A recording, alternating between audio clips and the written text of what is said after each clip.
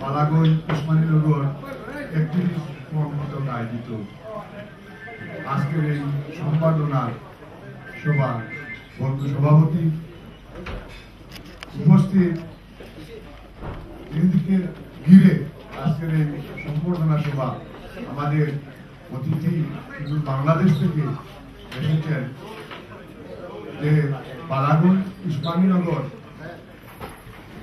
ওনাদের অতুল জনপ্রিয়তা অবশ্যই ওনাদের নাম শুনেছিলাম, কিন্তু আজকে দুদিন ধরে ওনাদের সাথে আমাদের মিটিংয়ে দেখা এবং বালাগঞ্জ উসমানীনগরে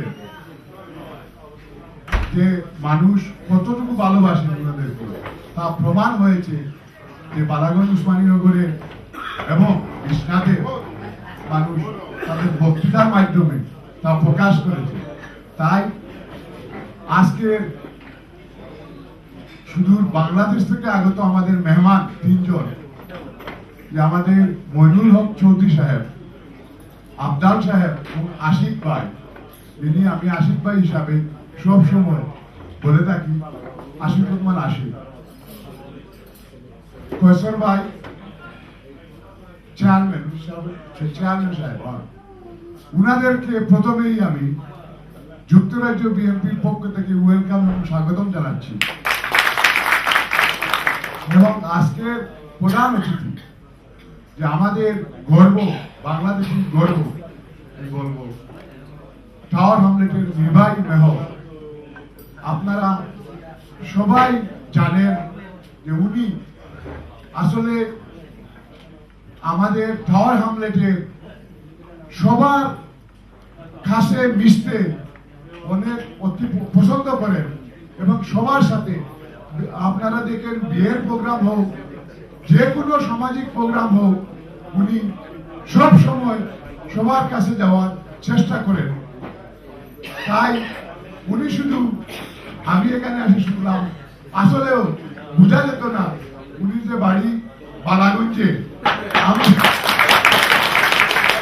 আমরা সবাই মনে করি, আমি মনে করি আমার বিয়ানি বাজারে উনির বাড়ি, গোলাপগঞ্জে মনে করে গোলাপগঞ্জে উনাদের বাড়ি, বিশ্বনাথে মনে করে বিশ্বনাথের বাড়ি।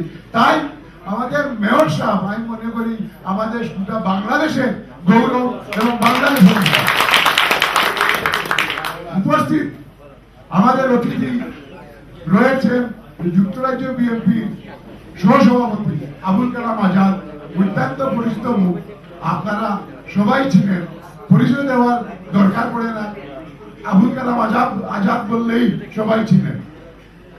উনি যে কর্মকাণ্ড আমি বলবো, ইলিয়াস ভাই ঘুম হওয়ার পর থেকে উনি যেভাবে ইলিয়াস ভাইয়ের জন্য আন্দোলন করে যাচ্ছে বিশ্বনাথ, বালাগঞ্জ তথা বিএনপির সাথে মিশে, তাই উনিকে আমি বলবো গতকালকে ওনারা একটা প্রোগ্রাম করেছেন, ইলিয়াস ভাই জন্য দোয়া করেছেন যে উনি ওই দিনে গুম হয়েছিলেন।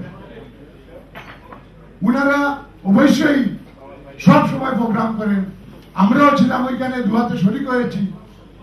ইলিয়াস ভাই প্রোগ্রাম যে জায়গায় শুনি সেই জায়গায় আমরা শুনতে যাই, দাওয়াতের প্রয়োজন হয় না।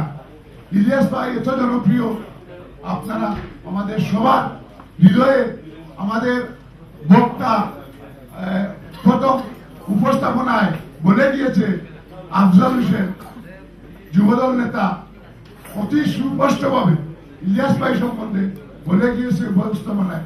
আমি ওদিকে যাব না, আমি শুধু বলবো ইলিয়াস ভাইকে আমরা সুশরীরে ফিরত চাই, এটাই আমাদের দাবি। বর্তমান সরকার গুম করে রেখেছে, যে কোনো অবস্থায় আমরা ইলিয়াস ভাইকে চাই।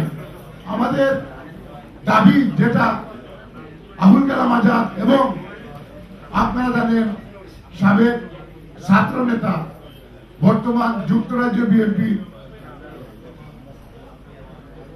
সাধারণ সম্পাদক প্রফেসর এম আহমদ সাহেব আমাদের প্রধান অতিথিকে উদ্দেশ্য করে যে দাবি রেখেছে, আমিও একাত্মতা ঘোষণা করি যে ইলিয়াস ভাই সম্বন্ধে অবশ্যই আপনারা করবেন। জনাব রব্বানী, গোলাম রব্বানী ভাই অবশ্যই উনার বক্তব্যে বলে গিয়েছেন যে অবশ্যই আমাদের সবারই জানা যে আমরা যতই প্রবাসী থাকি না কেন, যতই প্রবাসী রাজনীতি করি না কেন, আমাদের নারীর টান অবশ্যই টানে, অবশ্যই আমাদের দেশকে আমরা ভুলতে পারি না। অবশ্যই উনারা আমার বিশ্বাস, অবশ্যই উনারা ইলিয়াস ভাইয়ের জন্য, ইলিয়াস ভাই নয়, গোটা বাংলাদেশের দাবি ইলিয়াস ভাইকে আমরা ফেরত চাই এবং যুক্তরাজ্য থেকে উনাদের অবস্থান থেকে উনারা কার্যক্রম চালিয়ে যাবে এই আশা আমি ব্যক্ত করি। এবং আজকে বিশেষ করে আমাদের অতিথিবৃন্দ দেশ থেকে এসেছে, যে উনাদের বক্তব্য অতি সুন্দর, অতি গঠনমূলক বক্তব্য রাখেন।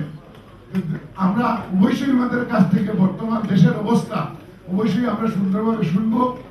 তার জন্য আমি বেশি বক্তৃতা দিতে যাচ্ছি না, সব সময় আপনাদের মাঝে বক্তৃতা আমরা দেই, আমরা শুনি, তাই আমি বেশি লম্বা করতে যাচ্ছি না। এখানে উপস্থিত আমাদের যুক্তরাজ্য বিএনপি নেতৃবৃন্দ, তরুণ দলের নেতৃবৃন্দ, জাসাসের নেতৃবৃন্দ, যুবদলের নেতৃবৃন্দ, স্বেচ্ছাসেবকের নেতৃবৃন্দ, সবাইকে আমি এবং বিশ্বনাথ বালাগঞ্জের মুরব্বিয়ান, সবাইকে অ্যাক্টিভিস্ট ফোরামের নেতৃবৃন্দ, সবাইকে আমি সালাম এবং শুভেচ্ছা জানাচ্ছি। এবং সবাই ভালো থাকুন, সুস্থ থাকুন, অবশ্যই দেখা হবে আগামী কোনো মিটিংয়ে, কোনো জায়গায়।